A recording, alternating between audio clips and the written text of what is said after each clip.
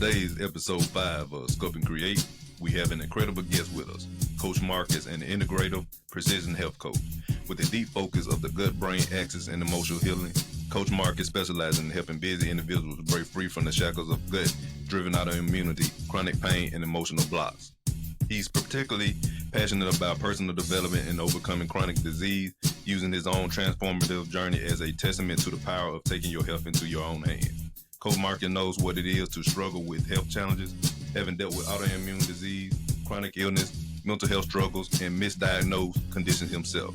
But rather than letting it define him, he became his own advocate and changed his life around.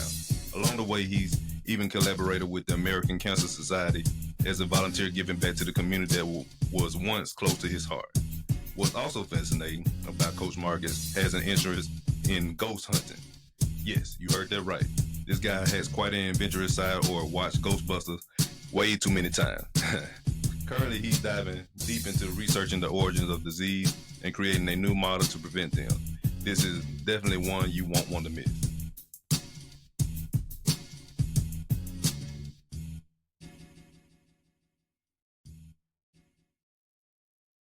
Welcome to Sculpt N Create. It's fuse creativity and helping artists and entertainers on their journey towards their physical, personal, and career growth. And I have him here with me today. He is Coach Marcus, and he's a integrative precision health specialist.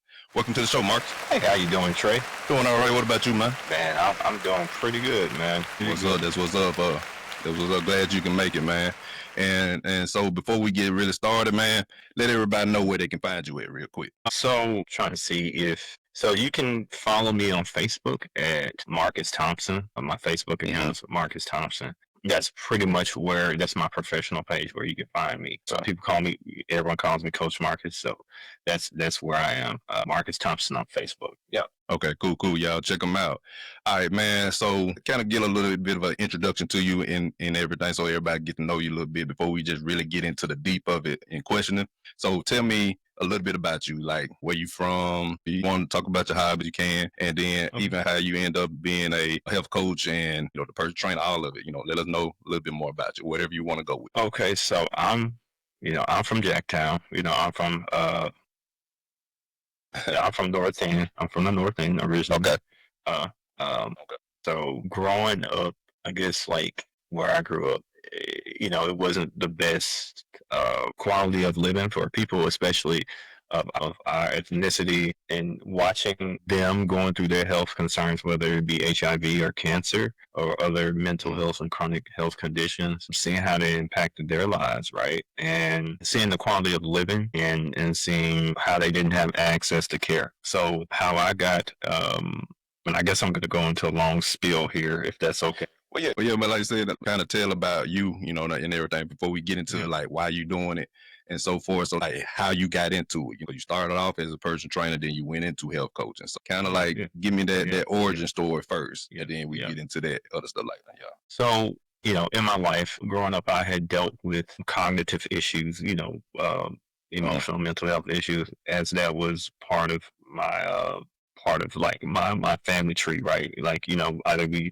dealt with autoimmune disease or we dealt with psychiatric disorders like bipolar or any other thing like that, ADHD possibly. And so that kind of affected me in my childhood and in my college years. But I would say what changed my life was, I think I was 16 and I had like grand mal seizure. I had a grand mal seizure, right? I had a grand mal seizure when I was 16, my first grand mal seizure. And that neurologically changed things for me, because it led me down a road of like, I guess, psychiatric drugs, going from like selective SSRIs or antidepressants, right, to antipsychotics, to Depakote, to Lamictal, to various prescription drugs.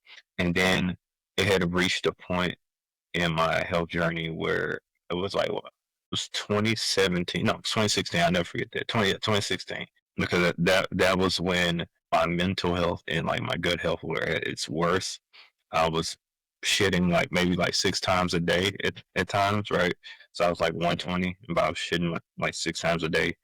and like it was bad. Like it was to the point where the food was not digesting. Like it was just going straight out. And anxiety, like I was experiencing chronic anxiety every day, and I had went through this cycle for years. I had got 4 colonoscopies, 4 endoscopies, uh, and I'm just going through these issues from I had the neuropathy, obviously nerve pain. I had eczema growing up, and eczema got worse. I broke out in hives at one point. Um, and then I was like, why is all this stuff happening? So in 2020, that's when I found fitness. Like that's why I found fitness, and I was like, I started working out, and I was like, my body started to change, right? And but I noticed like those symptoms started to alleviate themselves. So like stop using the bathroom as much. And my thoughts became clearer because I had tried a lot of different things before. I was doing Kundalini yoga, I was doing meditation, and those things didn't really help as much. But then I was like, as I was like, there's more to learn about like this fitness phase. So 2022, I got certified as a personal trainer, and I was learning about about these things, right? Yeah. But I got to a certain point, right? Like I was like, as I'm interacting with people, especially older populations, and they were having similar issues I was having, whether it be autoimmune conditions, chronic conditions, and things like that they went through. And I was like, how are these things linked? Like, how are these things linked? Like mental health, like chronic conditions, even cancer for some people. I was like, how are these things linked? And that's when I started like understanding like the holistic health path, right? Like that's when I found out about the gut brain axis, which is it's a two-way system of how like your brain communicates with your microbiome, right? And when it's connected to, since this connection is talking to your central nervous system, when this polarity, when this system is disrupted, like you start to experience disease and mental issues and even psychiatric disorders like ADHD and things like that. And I was like, and I began to study more, right? And as I went more of the health coaching space, I started connecting more with like, I guess, integrative health doctors, more doctors who take a more mind, body, spirit approach from all over the world. I started connecting with them and learning from them. And then I became a volunteer for the American Cancer Society at one point, and I was interested in how these things are linked to chronic conditions such as cancer. But yeah, that's my long-winded way of how I got into like, the holistic health space. Okay, I got you. And I remember you were saying like once you were going through those issues that the doctors didn't really even know what was going on with you, and that kind of like led you down that rabbit hole in going towards seeing what you can do yourself. Can you talk about that? Yeah. Yeah. So man, Jesus. So like, okay, so when this 2017, God, no, 2016 when I got my first endoscopy and first colonoscopy, they were like, I'm like, yeah, I'm shitting like several times a day. And, I was going through severe depression, and they were like, eat leafy greens and it'll be all right. And I was like, that's fucking great. Like I've never done it before. Like you expect me to make that behavior change? Like I've never done it before. Like that's great. And they're like, we'll see you next week. And I was like, you know what? And that's when I started experimenting with more like, I guess, woo-woo practices, like woo healing practices. It was hit and miss. Like I did like hypnosis a little bit. I did like the meditation, guided meditation that helped with the anxiety, but that it didn't help with the GI issues. Like, and then I had became frustrated because for years I was seeing a neurologist, and after I had my first grand mal seizure when I was in high school, and they always kept saying, you just have like some kind of abnormality going on. I'm like, well, no shit. Who doesn't have an abnormality going on? Like, what does that mean? Like, and I had been on several different medications, and I had to, I guess, when I started learning, when I was doing fitness, like my own fitness journey, like I was doing it accidentally. Like I didn't know what I was doing. I was doing dumb stuff, and I didn't know, but I noticed like the exercise was changing the bacteria, the microflora inside of me, but I didn't change mentally, like cognitively wise until I started to understand like how autoimmune nutrition and how that worked, like how what the paleo diet was, what the ketogenic diet was, like how that the effects of that. And when I started to learn that, I think the last time I saw a doctor was probably like 2020, 2021. So I had neuropathy, like the pins and needles. You know what I'm talking about? Like if you're diabetic, you have neuropathy, like the pins and needles, the nerve damage. It got so bad, man. It has spread to my bladder, and sadly enough, that kind of it did so much damage to my bladder, it rendered me infertile essentially. So technically, the damage done to my bladder is irreversible, but I did learn to keep that under control. So to men out there, if you have like neuropathy or if you're diabetic and you have neuropathy, getting your glucose regulation under control is going to be key because it impacts your fertility. But that's related to the microbiome as well. But I would say 2021, the last time I saw a doctor is when I was still in my I was still on my fitness journey, but I had the irreversible. That's when they told me I had like the irreversible damage to my bladder, and they were saying like I went to a urologist, endocrinologist, hormone doctor, and the dude was telling me I was like, yo man, I'm having these symptoms, I'm having these issues and stuff like that, and he was like, yo, he's like, well, are you trying to have children? I'm like, no, not necessarily. He's like, well, don't worry about it. And he basically opened the door. And I was like, shit, well, that didn't solve anything. And I remember that I was so angry at the time. I was so angry. And this is right where like I was going down a PT path. That's when I started delving into like chronic disease more because I was like, yeah, that's pretty shitty. Like for a doctor to be like, hey, you have this issue. There's no reason to try to alleviate the symptoms or the issue. That's what it is. And I was catatonic. I was like outraged. I couldn't believe it. Like I had went to so many, I have been on every drug known to man, and I think that's when I stopped going to like doctors like for that. And that's when I started studying holistic health or integrative health, right?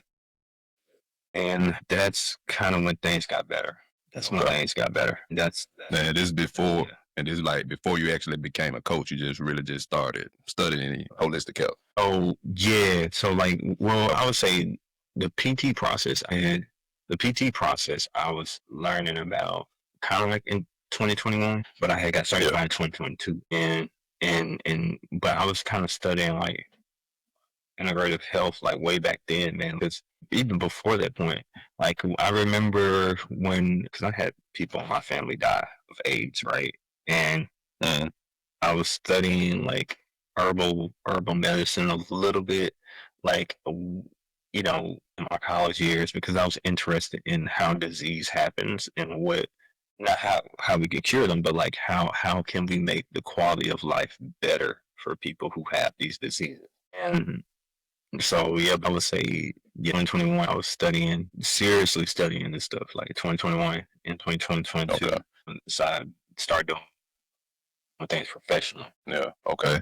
Yeah, man. I always tell people, man, for us the doctors, not to say that they don't know their stuff. You do got some doctors out there that do know their stuff, but it comes to where when they telling you of a certain ailment that you have, and they telling you how to address it or help it or alleviate it, they still not able to hold you accountable to that, and that's where we come in in the most. Where where we really like guided them through the whole thing in accordance with the doctor say, of course, but you do have those outliers where doctors don't really know what's going on and can't help you, so you got to really like know what you're putting in your body. That's first and foremost, so I got just with that says, when you started personal training, there was like you learning about holistic health, but at the same time you started personal training first. So what has that process been like, and what made you actually start to switch from being a personal trainer to being a integrative precision health coach? So when people, so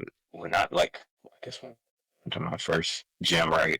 Like I was like, okay, so the PT path, and you're familiar how it is in personal training. Like when you first start off, like everybody like comes to you with every condition and try to modify. Like somebody's coming to you with fibro, some people's coming to you with rheumatoid, some people they have orthopedic conditions, Right. things that affect them physiologically. So you're like, wait a minute, you know, the regular search, you know, they talk about certain things, they don't talk about it in depth. And you like, and people keep constantly, like, especially being in a corporate gym, like, you know, if you're in a 24-hour fitness, if you're out of state, if you're in anytime fitness, if you're in a planet fitness, you're gonna deal with different people who have different conditions, and you like, I've never experienced that before. And I noticed that the real problem, I was like, well, if I can't guide them through the behavior change, even like when it comes to nutrition, like if there's things that they're not adhering to, or like there are certain herbs and supplements that might do them harm. Like let's say somebody come to you and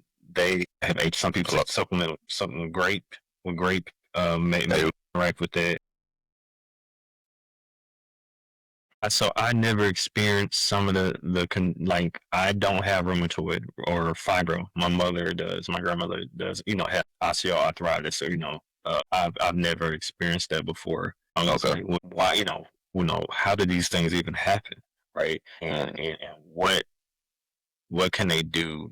I guess nutrition wise, like what can they do to mitigate the effects of the inflammatory response that they're having to help them move better, right? To help them move better, because like there's like they can't. Some people, I remember this one lady. She had I think she had rheumatoid, and she could not pick up. She could not, something about rheumatoid and something about her wrist being put back in like she couldn't do push-ups, like even modified, because it would hurt her wrist, like the joints. And I was with somebody. Or she couldn't do. Yeah. I was just saying I work with somebody with rheumatoid arthritis as well. But go ahead, my bad. I didn't mean to cut you off. No, you good. Like and seeing people. And then when I was at Club 4, man, like it was old. I'm not sure if I should say this. It was old white ladies, man. They were pretty strong. Like they was doing like snatch and cleans and stuff like that. And you're group coaching, you're teaching them how to do snatch and cleans and goblet cleans and stuff like that. And I'm like, oh shit, they're getting it. You know, they're getting it.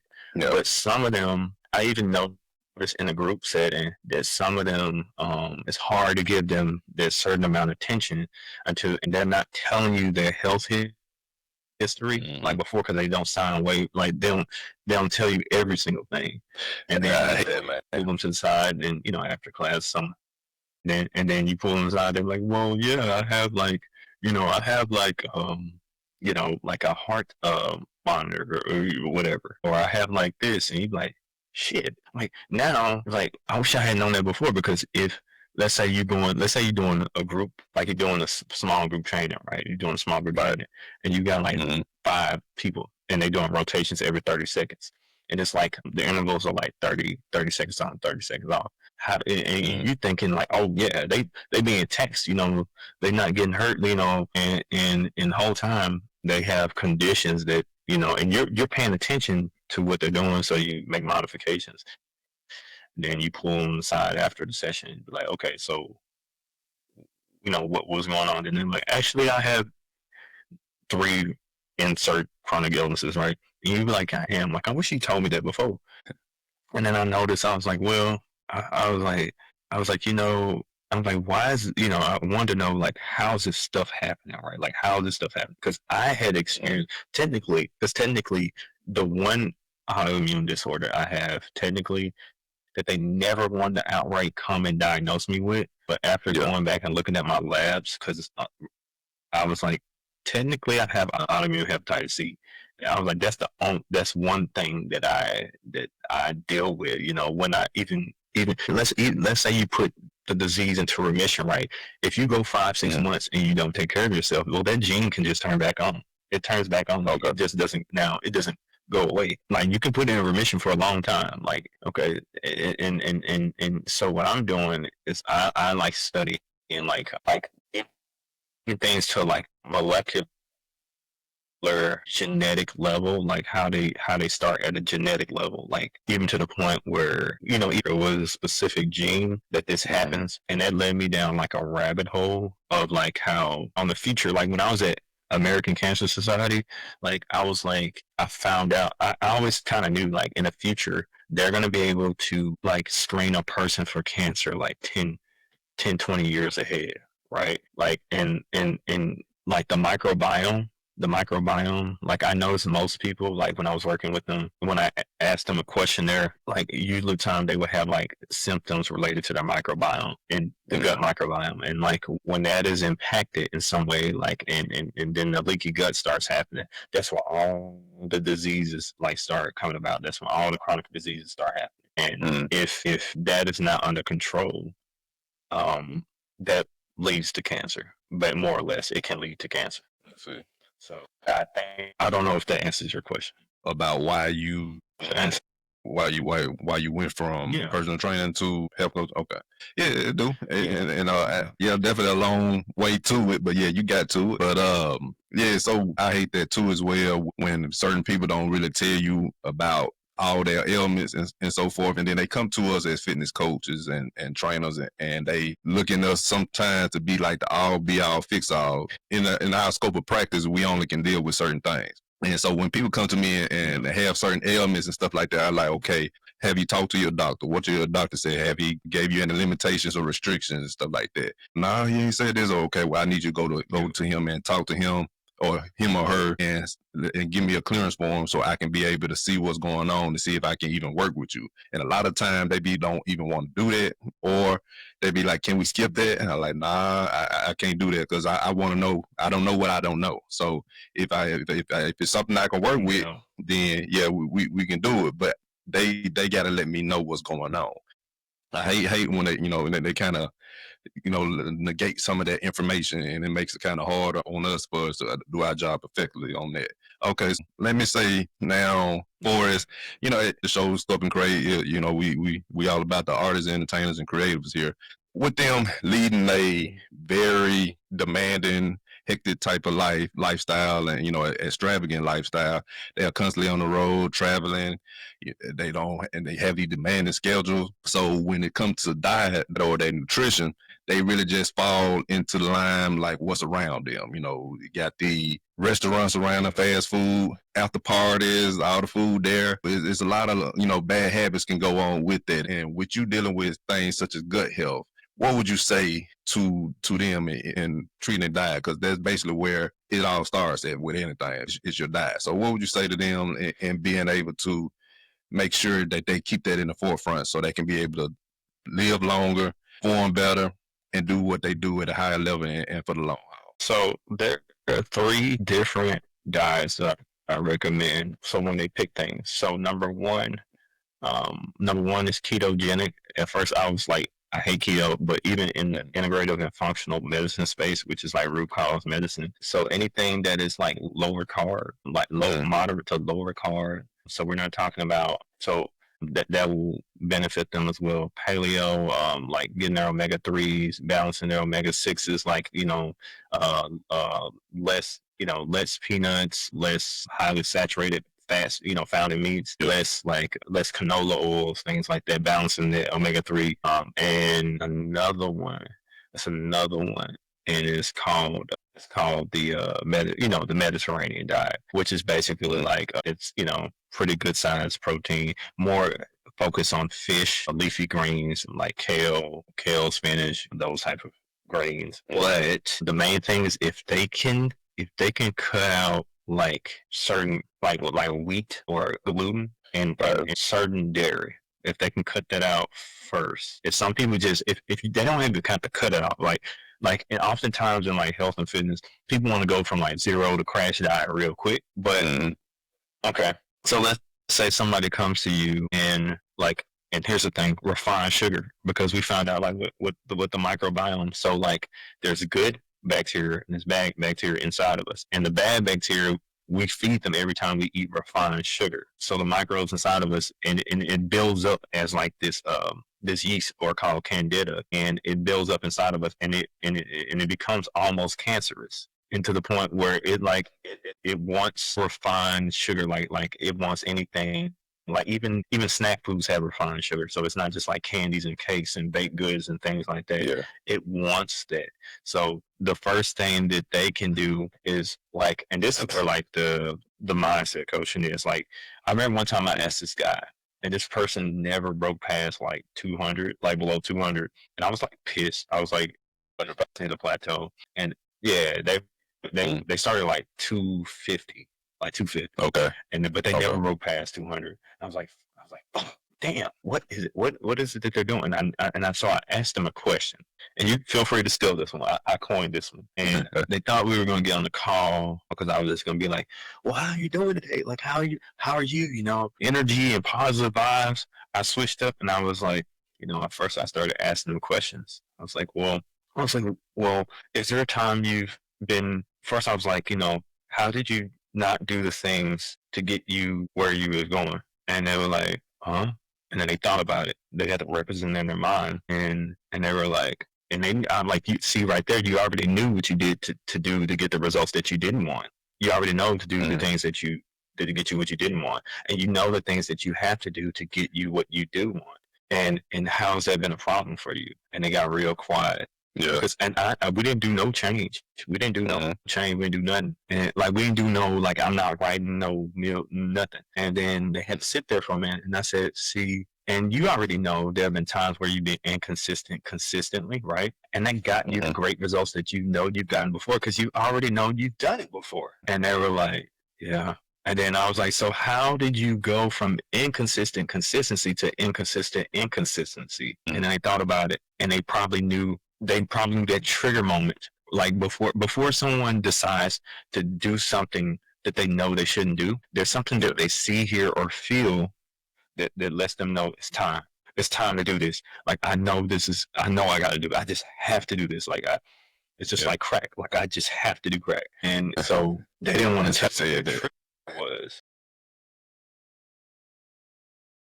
Yeah, so like that's what it is. It's just like they just know that they know. Like, for me, I don't drink alcohol. I try not to. Like, I don't drink alcohol. I've never done it before. I think maybe one time, but like, no. And I know not to do that because I know what results they will give me and I know what my personality is to do those things. So the step is like, first, they know they're inconsistent, right? And they know the results that come with it. And is that what they want? And they're like, fuck, I don't want that.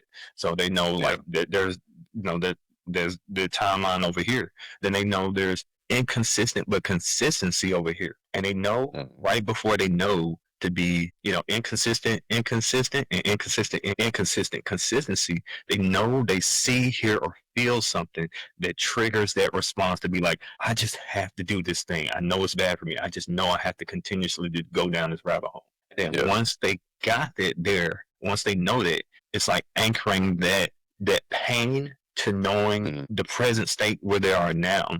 And for some people, it could be gluten. Some people could be like refined sugar or dairy or things like that, or, you know, too many canola oils, too many high saturated fats, things like that. And they know, they see, hear, or feel that trigger. They know it's time to do it, and they linked it to that. They realize that where they are now is getting them that, and then they know, and they can look into the future and be like, if they continue from this point, knowing that they know to do the thing that gives them the results that they've been getting, they know they can create a better future in which there is change. So that's the stuff I really like the mindset stuff. I asked the guy, how can you have the right amount of consistency and inconsistency? Because we already know that inconsistency means you're not doing jack shit. And you know that consistent inconsistency gives you results that you like. And like a week later, like it started off like dropped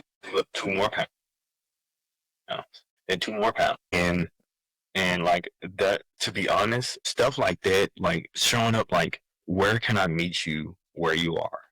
Yeah. Right.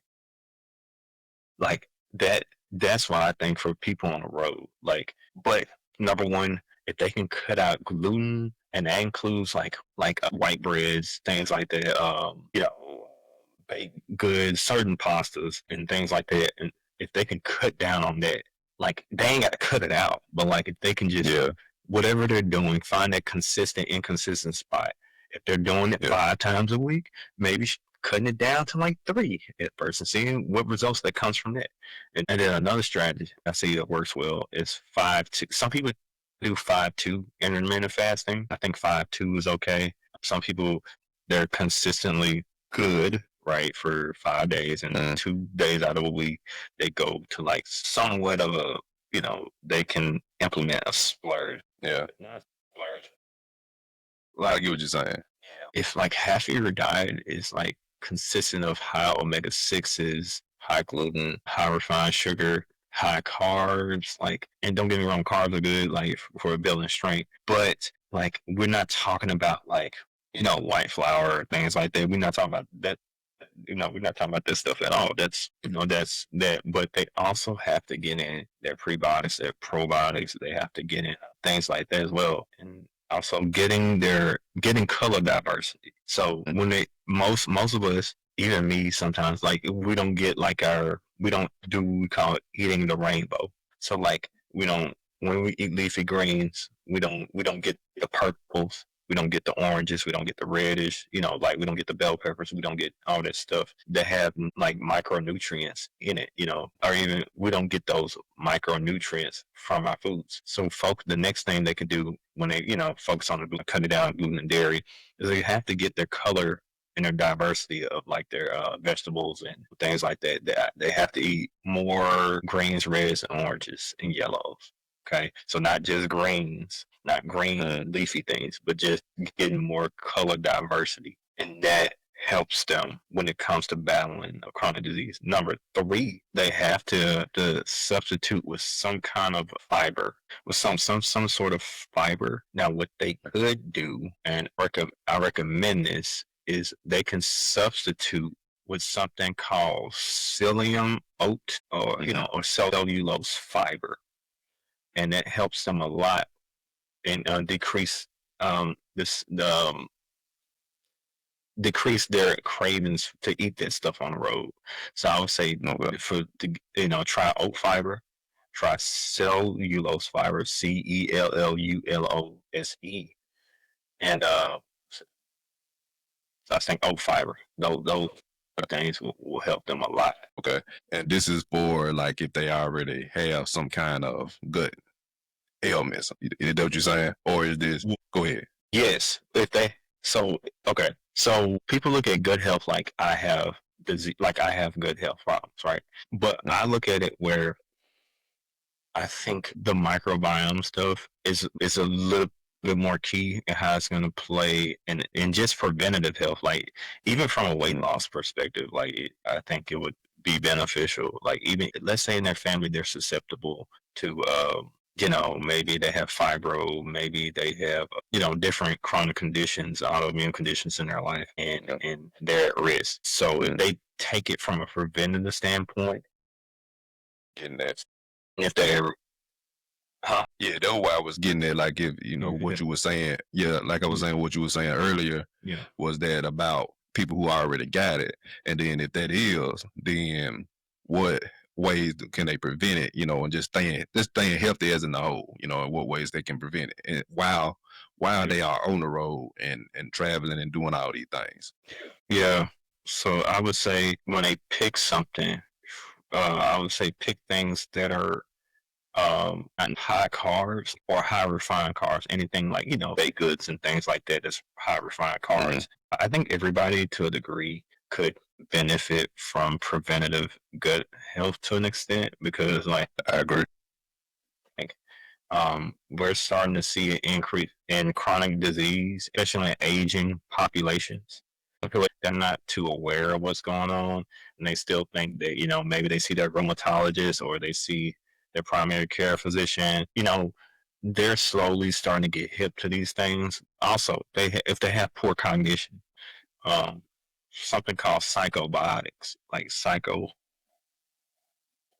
So therefore, that gut-mind connection, it will help them concentrate more especially if they on the road, like they got to entertain. Let's say they on stage and they feel like they just feel lethargic. That was one of the things when I had like poor gut health. Like I felt like even when I was doing bar, like I noticed I couldn't feel the connection to my body. Right. And so psychobiotics helped a lot. That's why I'm saying the gut brain connection. I believe what the medical field is what's gonna happen is they're gonna figure out ways to test that connection and see how it affects diseases such as like Parkinson's or Alzheimer's. Okay. Right?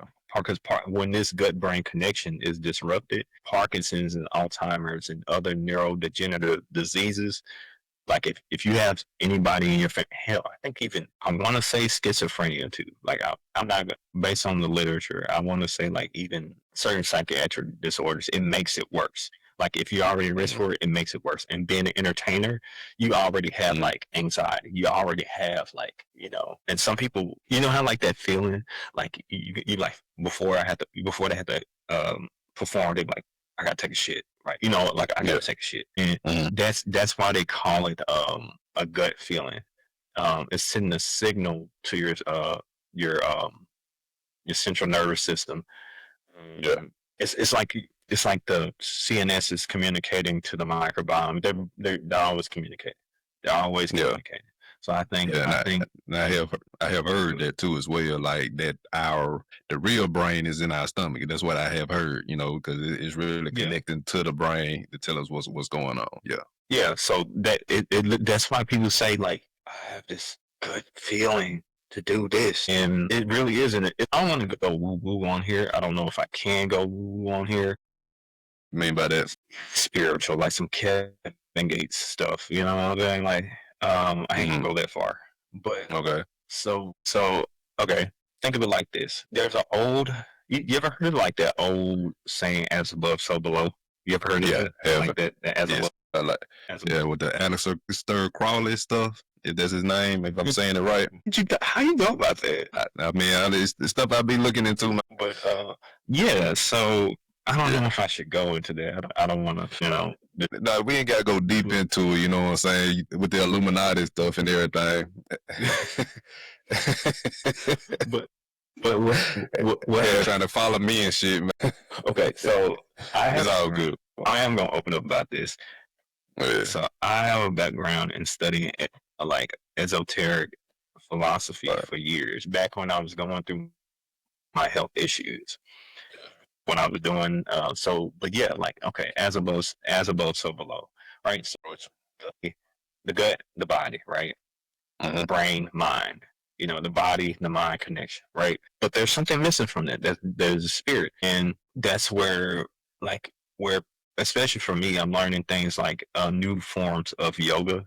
Like there's a lot of people who have autoimmune diseases have trauma, and they actually have some emotional blocks. They actually have like these somatic experiences within them. They represent it in their parasympathetic their nervous system, and like so it's funny because everybody in my family who had like these chronic health issues had like some kind of traumatic response, and that was correlated. So even if I would say like something like if they integrate like some like yoga into their life, like, to integrate this mind body, not just like just regular strength training, but yoga or like somatic healing. That's another one. Just different. Some people do acupressure. I don't know about Reiki. I don't know about that. Yeah. I was talking with a guy. I don't know, man. Like I said, I was talking with a guy that was dealing with Reiki. You remember me hitting you up about that.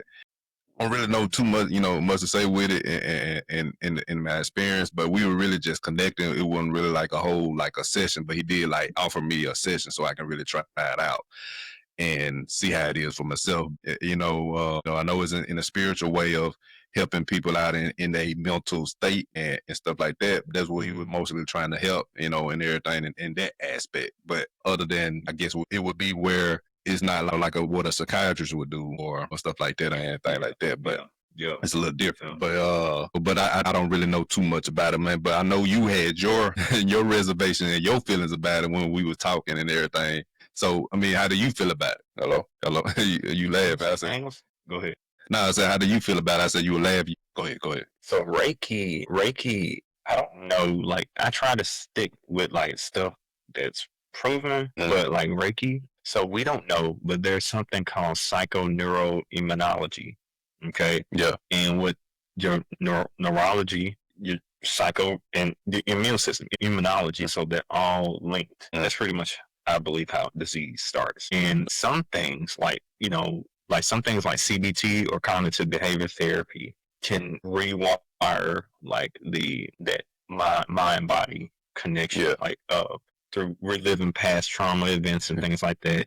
Hypnotherapy, that I believe hypnotherapy works really well. I talked to a guy about that hypnotherapy too. EDMR, eye desensitization movement, something that works really well too. Reiki, I think that it can work because so we'll just say that like perhaps we are raw energy, whatever, right? Like if you look at it from a chakra standpoint, right? If you're going down that Kundalini yoga, that type of yoga, you've seen it where like the chakra system, whatever. Let's just say maybe we are, but Reiki is Japanese, so it works a little differently. But let's just say we do have energy systems. And the dude that was introducing the Reiki, my bad, and the dude that was introducing the Reiki, he happened to be Asian, so so that definitely checks out.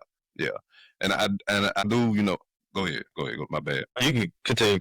Now, what I was just saying, I do understand that it starts in the mind too as well, for us how we do things and how we approach stuff. Yeah. So those are a lot of mental blocks that we got to break in order to get something that we want or desire or to take some type of action. And I like how you were saying with the consistent inconsistency and stuff like that. Another way where I have introduced it to my clients and so forth, I would tell them, okay, like they'll have an excuse where, man, I don't have time, or this is I got this going on and so forth. So okay, like you made an excuse of how not to do it. So make an excuse of how you can do it. It takes no more thought or effort to do either or. So make an excuse on how you can do it. So, yeah, you say you don't have time, but I can. So it started like reframing your mind and say like, I can do it because of this, instead of saying I can't do it because of that. And then those little things right there can reframe your mind into thinking in ways of how you can do it. Because we tell ourselves certain things all the time, whether we can or can't, and then we move in that manner. And I do think that's important. So, but the ways we do it to help us get to those mental breaks is, definitely over time have to be ingrained, getting a bad habit, turning a bad habit into a good habit, and then that's going to come through with time. But like I said, and other ways that they do it, like you said, the Reiki, hypnotherapy, and so forth, those are other ways to do it. But I think it's still a common practice that you got to do daily instead of just going to somebody that, help you and everything. So would you agree on that? So, and I was in that's funny, man. Like, it was like, last year I was in this like Tony Robbins type group. You know who Tony Robbins is? Yeah, I know who Tony Robbins is. And was Grant Cardone? You ever heard of him? Yes. Yeah. So Tony Robbins uses something called NLP, and it's basically like hacking your mind, whatever. It works. I've seen it work. I've seen it, I've seen it work. But here's the thing. People will often think it's like, oh, I done hacked the matrix.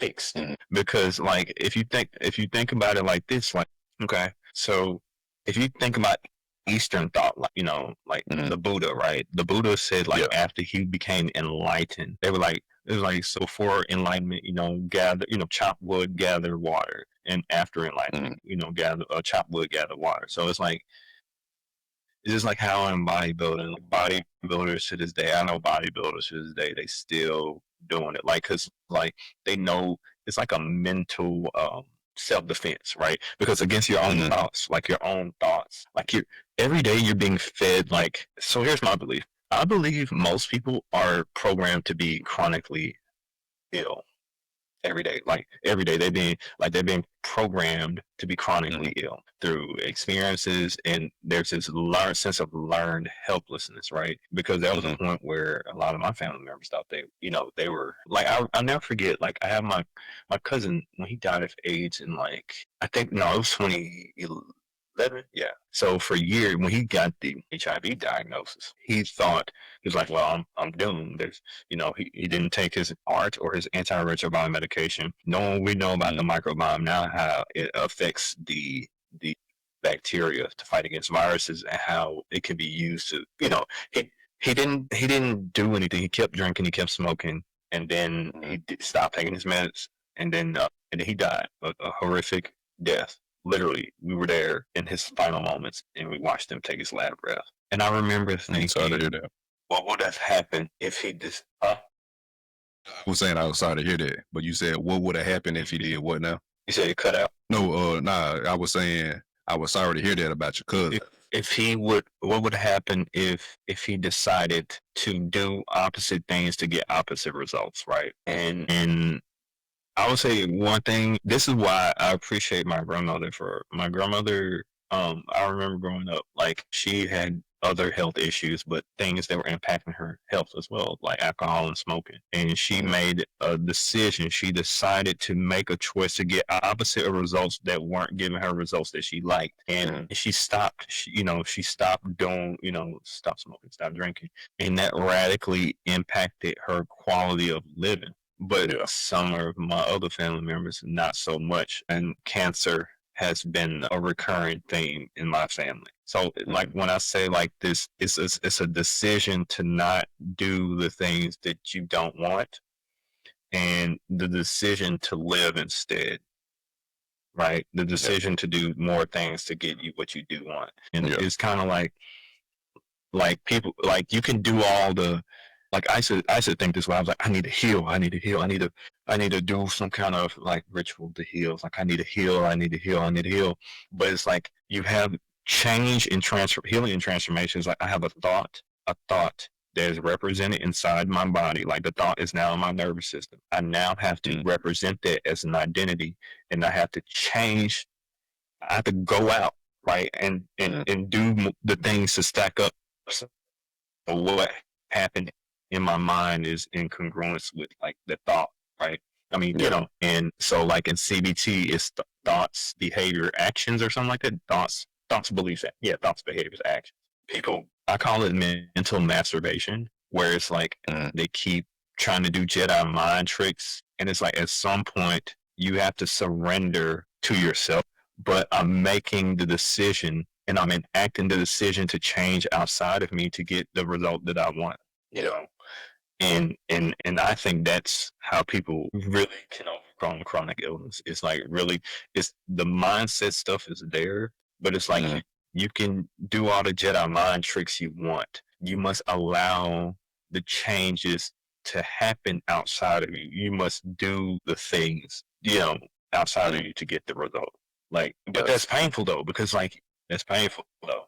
So mainly just basically, the mind tricks, well, like we're going to say mind tricks, like the mind hacks, but also get out of your own way in a sense as well, is what you're saying, right? Pretty much. Okay. I get you. Much. It's like, okay, yeah, pretty much, yeah. And don't be afraid to like fail. Like, like most people when they start doing like a new, I ain't gonna lie, my first fitness routine was shit. Like, me and my homie, we were doing shit. Like we were just doing shit. Like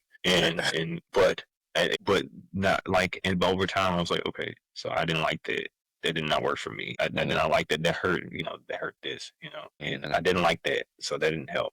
But it's like, okay, you still you figuring out as it happens, and I think people should, instead of being hard on themselves and being like, fail 5 more times, 6 more times, and just we get there and figure out what works for you, because what works for you might not work for somebody else. Yeah, and that's a valid point. And I always try to tell people that it's not like one size fits all. Like what works for you might not work. What works for one person might not work for you as well. So it's really like a lot of trial and error before you really got to kind of like pinpoint what type of system, workout system, routine, situation that you're going through, and your overall just lifestyle in a whole. You got to encompass all of that into play. So just like simply downloading a scout routine that you've seen online, or you reading a book about this and stuff like that, ain't gonna really cut it if it's not really conducive to your particular goal, situation, and your genetic makeup and all that stuff like that. So a lot of folks don't really realize that. So they look at this person, well, this person did this, I'm gonna get the same results as that person. So I think that they gotta really understand that it's really finding out who they are and then what's relative to them to achieve the goals that they want to achieve. But okay, cool. So let's talk about, man, who you help. We didn't really talk about that. So you are a person trying to turn into a health coach. Now, who do you actually help now? So like, what type of like the people you help, and then what type of and what do you help them with? You know, what type of ailments and so forth. Okay. So I am a integrative and precision health coach, empowering chronic pain and those emotional blocks, stopping them from achieving freedom. That's pretty much what I do. It is men, women, age range, you know, anything specific for that. I would say I help high achieving professionals, especially because, like, I would say chronic disease helps, because anybody that's trying to be something, right? Anybody that's trying to be something, and so it's male and female, right? So I get male and female, but it's like high achieving professional. Anybody that wants to go down this professional route, but at the same time they have like the poor cognition, right? They're lethargic all the time because they're having these flare ups, they're having knee joint pain, they're feeling tired all the time, and they just can't be that person they want to be because they're going through these blocks, man. And chronic diseases, the biggest block of them all. Yeah, definitely. So when you say you say high achieving professionals, right? So when you say high achieving professionals, who are those people? So we can get a more clarification of who those high achieving people are. So anybody in leadership roles, anybody in HR that does, anybody in any type of like executive coaching field or anything like that, or aspiring to be, or maybe people that work in tech as well, like tech, and they're trying to radically change their lives, but they just can't. Like they just can't get through those blocks. And they, a thing that I like to help people with is like, I guess, living a more meaningful, like that's part of holistic health too, like finding something that's meaningful, like, finding meaning in what they do. Yeah. So yeah, those type of people. Yeah, absolutely. Okay. So basically like entrepreneurs, CEOs, people who. Yeah, absolutely. Anybody that's in a field where they have to perform at a certain level. Okay. They can't reach that level because they're just in pain and they're cognitively like at a disadvantage. They're cognitively at a disadvantage. Yeah. And it's stopping them. It's stopping them from achieving what they want to achieve, living the life that they want to live. So what would you say, like, what symptoms that they need to be? And you mostly work, before I go back into that, you mostly work with guys as well, men, right? You don't work with women, you just pretty much work with men. Okay. All right. So what would you say? Go ahead. Tell me what you would say. So I was saying like that mainly, it used to be like mainly men, but it's women that come along too. And when it comes to women, women are more at risk for chronic disease too. So I see more women like come for issues openly than men. Men are not as open. But the symptoms they would usually the symptoms they would usually have. Number one, like I said, they're experiencing skin issues, eczema, psoriasis. They're experiencing poor concentration, brain fog. They're experiencing nagging pains or joint issues. They're experiencing gut motility issues, meaning that they're experiencing diarrhea or constipation or a mix of both. Yeah, and maybe their libido is impacted as well. Their libido is impacted. Like, we won't go impacted. We know the libido, man. But yeah, so that's the reason. And now what you had alluded to earlier, guys are not more. They are less forthcoming as women. Most women, if they get a sniffle, they go into the doctor to see what's going on. And with us guys, we kind of like see how we feel. If I can move like I've been moving, I'm all right. I don't need to go to a checkup because I got this going on, I got that going on, and I can't just be going to no doctor and so forth. So I don't know if it comes from a place of fear. If we go back into where even back into slavery time, racism, where how they treated us in the hospitals and stuff like that. It could be a combination of things. But with that said, like what would you say to the men that's listening, that once they start seeing symptoms and so forth, what they should be looking out for and everything, and so they can basically get the treatment or the help that they need, or even like do some of the things that they need to do on when they come into you, or how do they end up coming to you so they can rectify this? So number one, like I said, I focus on things like whether it be ulcerative colitis, inflammatory bowel, IBS, like various things like that. The number one thing to know that it's time to go to the doctor is when you start experiencing blood in your stool. So and that can mean a number of things, but what it could mean. Okay, so like if you have inflammatory bowel disease, your cancer risk is up if you specifically have ulcerative colitis. So it can mean anything. Like that's how you know that you have a problem. Yeah, for me, for me personally, I never experienced that per se. But for men, this is another issue. So like when a man's gut health is not up to par, it affects their endocrine system, their adrenal glands. And the number one thing a man's gonna notice is like, well, I don't feel. We'll just say I don't feel good. I don't feel like a man. Right? I don't feel like a man. Like I don't feel optimal. And that's the one thing that they should notice. It's like they don't feel driven. They don't feel focused. They don't feel like. For me, it took me for them to say, "Hey, the neuropathy you have experienced has damaged your bladder." And most people with chronic disease, especially men, if you let the neuropathy go on for too long, it will do that. You will get something called retrograde ejaculation, where semen travels into the bladder and out the bladder. And usually men by that point would be like, yeah, this is bad. This is bad. Yeah, so but number one is the blood and the stool. Blood and stool. Number two for men to notice is how they feel hormonally. Okay.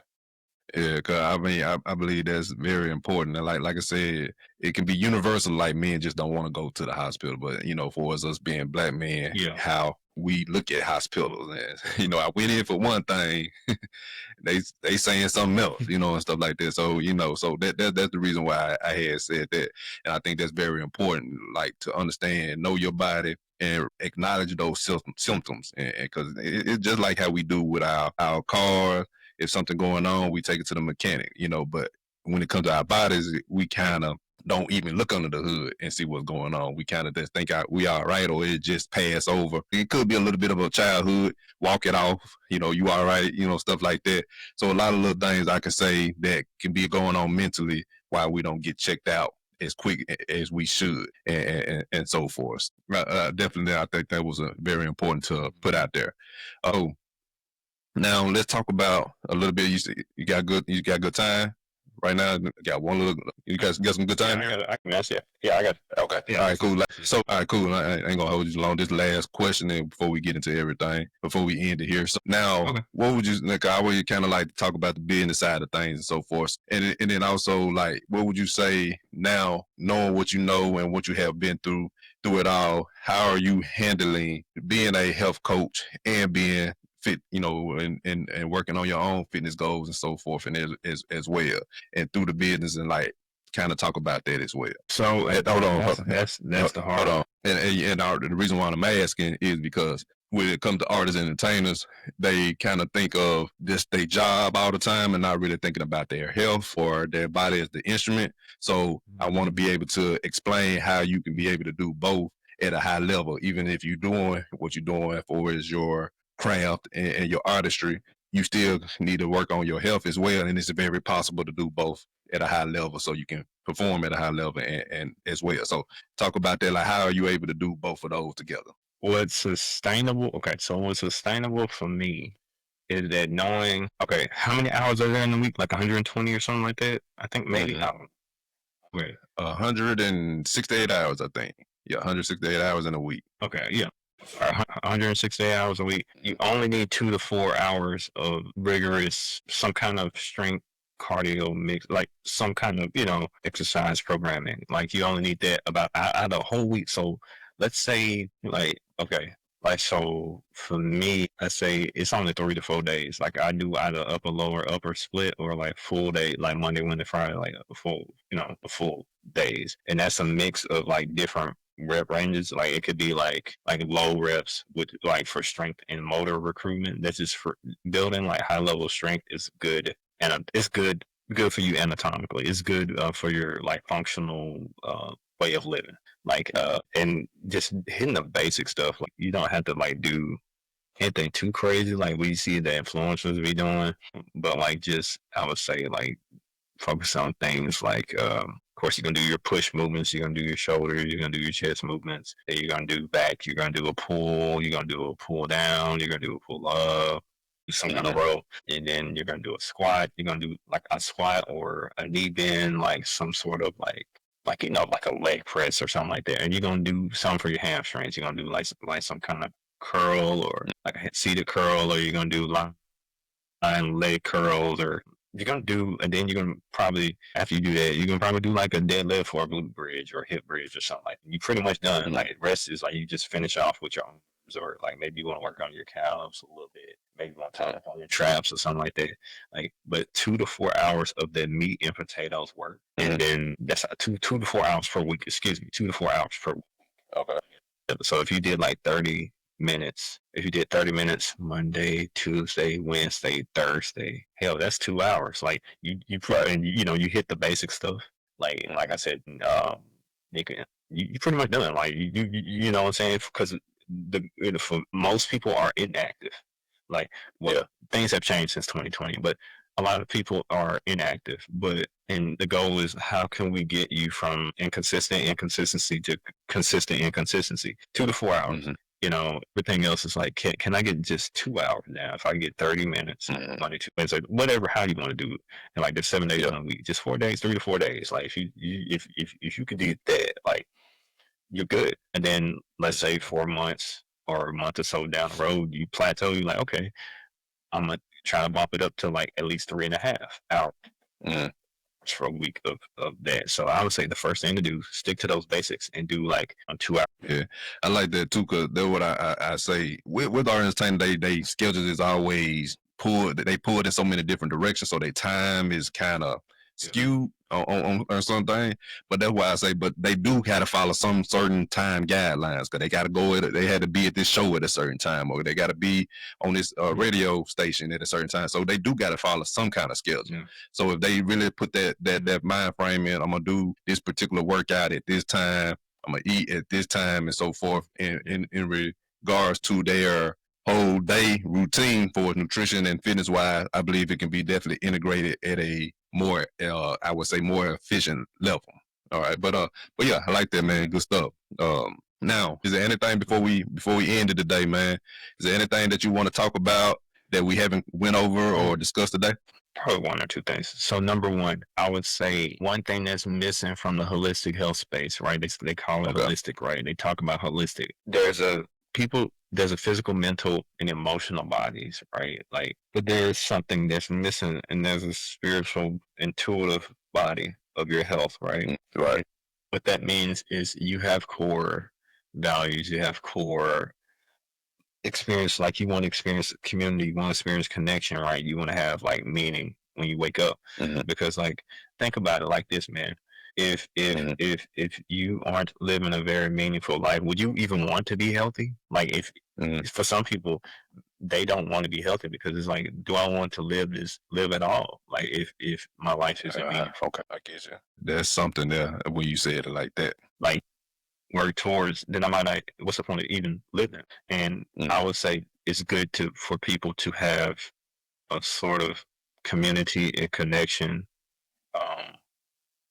Because if they don't have, if you're Jewish, you go to the synagogue. If you're Christian, you go to church. If you're Buddhist, go to a temple. Something like a sense of something else beyond you. You know what I'm saying? And I think that, or a sense of purpose, like a mission. I think if people connected to that more, there were studies where people who were cancer patients, right, and they gave them the same treatment, the same preventative care plan, but one control group didn't have a lack of meaning or purpose in life, right? And the other one were just going through the motions of life. The people that survived the most were the people that feel like they had a connection, meaning, and purpose, right? Like they're not just doing things. And I think that if people got more in tune with themselves and how they relate to the world, how they show up in the world, then it would drive them to be living, to live,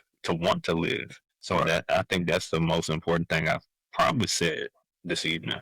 Okay. All right, man. I'm glad you could share that. And also, and I believe that's important, like, do you really want to be healthy? Do you want to live? Do you want to be where, people, you got people out there love you, want and need you here, I believe that definitely takes precedent as well. So it's very important for the state that, man. I appreciate that.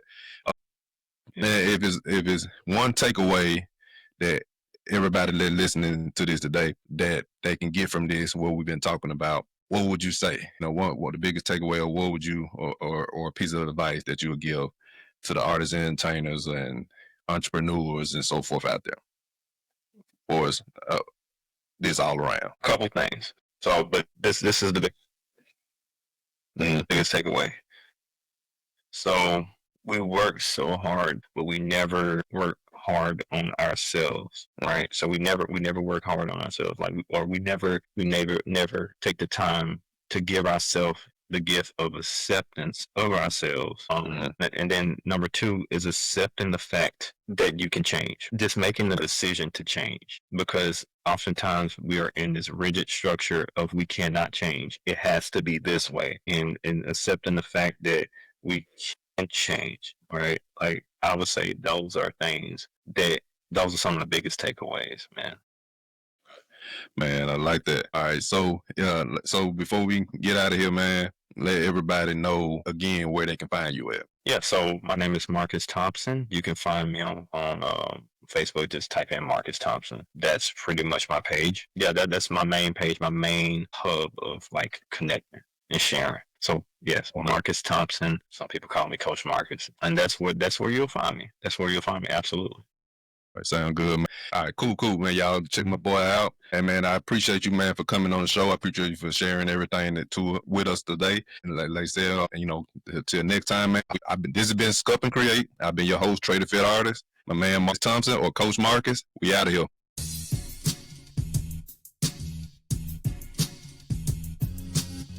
Thank you for tuning in to this episode. If you enjoyed it, be sure to follow us on social media and subscribe to the show wherever you listen to podcasts so you never miss an episode. If you're looking for fitness coaching to help you reach your goals, want to join our animated network for fitness guidance, collaborations, networking, and community, or are interested in being a guest on the show, check out the links in the description. Stay creative, stay fit, and we'll holler at you next time.